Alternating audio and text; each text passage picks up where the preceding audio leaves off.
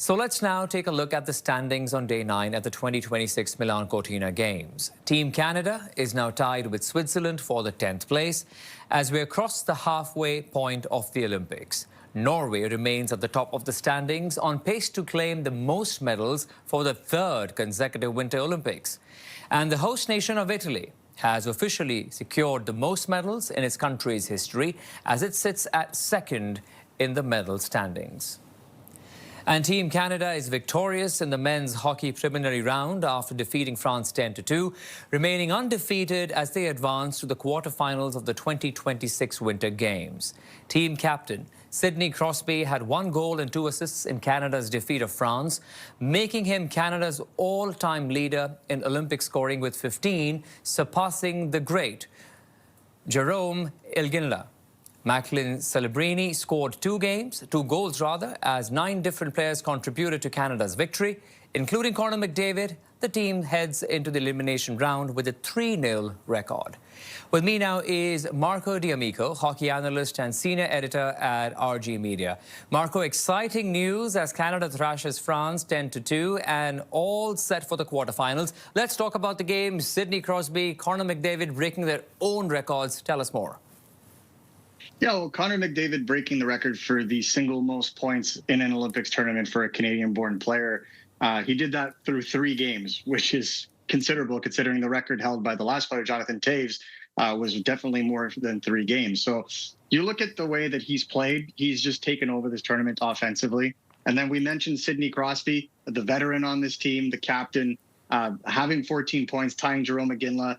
Those are 2 records that are very important to Team Canada, but the way that Connor McDavid is playing, he may break both of those records by the end of this tournament if he continues on his current pace. And that just goes to show you how absolutely special he is as a player. Yeah, it's amazing what's happening on the ice. But can we take a moment and also recognize the Macklin Celebrini? I mean, quite promising with what we're seeing right now, and all are just 19 years of age. Absolutely unheard of to see a player play this way at that age on this stage for Team Canada. I mean, you look back, Sidney Crosby didn't play his first Olympics till 2010, so he was about 23 years old. And you're seeing Macklin Celebrini just kind of come in and perform the way he is, and doing so on the top line with top utilization against the top defensive pairings of the opposition. It's absolutely a mirror image to the outstanding season that he's been having for the San Jose Sharks in the NHL. And, as the tournament goes on, if he continues this pace, it may be a 2-headed race as to who the MVP is for Team Canada between he and Connor McDavid. And for him to do it at 19 years old just goes to show you how well Canada is set for the next couple of years. Yeah, incredible. Okay, let's take a moment and tell us about what happened on the ice with Tom Wilson and that fight. What was that all about? No, I mean, the French defenseman had taken a hit up high on Nathan MacKinnon earlier, and you can't really exact your own revenge. He was given a penalty. They thought it was a major. They brought it down to a minor.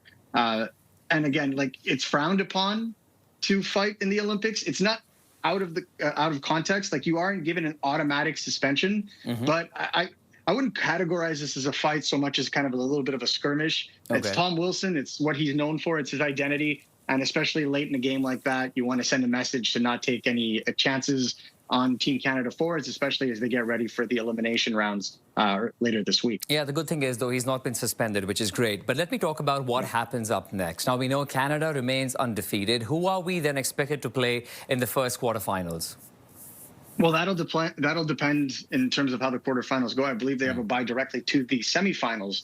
And so what that does is you're going to have to see how things seed out. Team USA is still playing at this time, so we don't know who's first, second, third yet. Once that happens, Canada, given the fact that they have a 10 goals for plus surplus, they're probably going to finish first. In doing so, they'll probably have the lowest seed that comes into the semifinals. And so it gives them a little bit of an easier time. And it does put them on a collision course to face Team USA in the final on the 22nd. And that's the match we all are waiting for. Marco D'Amico, hockey analyst and senior editor at RG Media. Marco, thank you. Always a pleasure. Have a great day. You too.